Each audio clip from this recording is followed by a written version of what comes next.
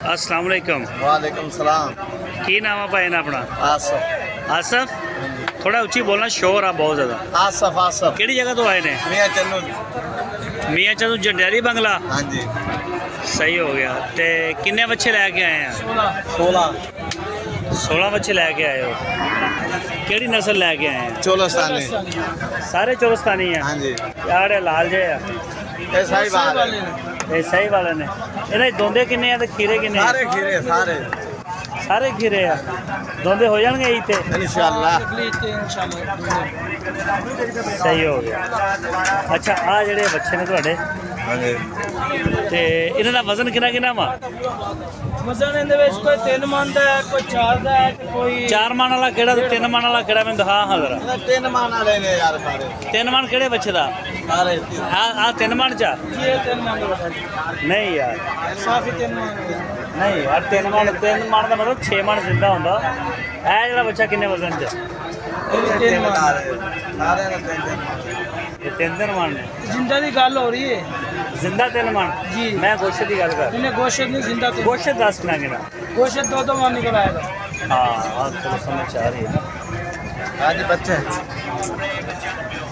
अच्छा, 2 मन गोश्त वाले ने। जी। ठीक हो गया। ते की मांग रहे पुट्ठे दा? 16 बच्चे ने पुट्ठे दास। वे 75 मांगते पे पुट्ठे। 16 बच्चे। पुट्ठे दा 1,75,000। हाँ जी। ਇਹ दे देंगे 45 दे पुट्ठे। 1,45,000 ਨਾਲ ਹੋਰ ਥੋੜਾ ਕੋ ਰੇਟ ਤੋੜ ਲਾ। चलो 5 और उड़ा दे। 1,35।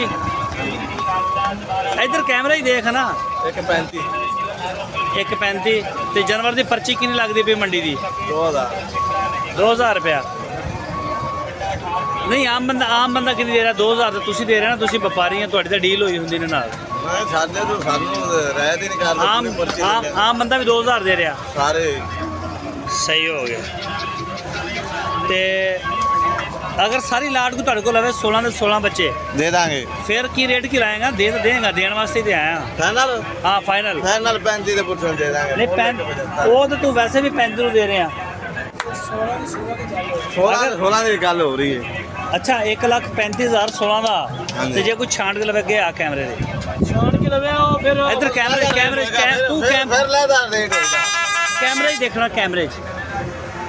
ਅਗਰ ਛਾਂਟ ਕੇ ਲਵੇ ਵੀ ਮੈਂ ਇੱਕ ਆਹ ਲੈਣਾ, ਇੱਕ ਉਹ ਲੈਣਾ, वो फिर लेदा होना है। ਉਹ ਯਾਰ ਦੱਸ ਤਾਂ ਸੀ ਨਾ ਕੀ ਰੇਟ ਲਾਏਗਾ? वो बच्चे दे हिसाब नाल रेट होएगा। वो फिर 1.5 ਦੇ ਬਾਅਦ ਦੇ ਦਾਂਗੇ। 1.5 ਲੱਖ ਨੂੰ। ਸਹੀ ਹੈ। ਨਾਮ ਕੀ ਦੱਸਿਆ ਸੀ? ਆਸਫ। ਆਸਫ। ਅੱਛਾ, ਜੰਡਿਆਲੀ ਬੰਗਲੇ 'ਚ। ਨੰਬਰ ਦੇਣਾ ਆਪਣਾ? 060 12 30 157। 12 30 157 ਹੈ WhatsApp ਦਾ ਨੰਬਰ ਆ? हाँ जी। भाई का नंबर है, मेरा नहीं भाई का। अच्छा सही, चलो ठीक हो गया सब भाई, बहुत शुक्रिया टाइम देने का।